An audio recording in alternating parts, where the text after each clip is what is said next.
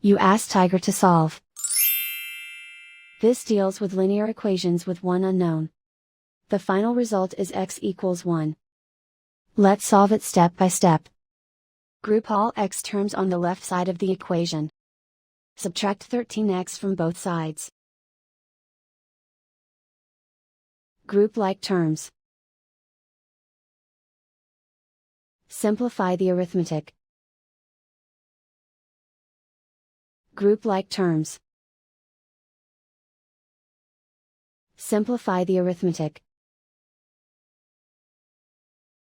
Group all constants on the right side of the equation.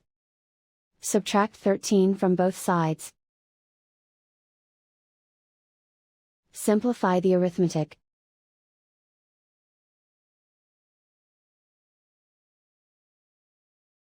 Isolate the x. Divide both sides by -6. Cancel out the negatives. Simplify the fraction. Cancel out the negatives. Simplify the fraction.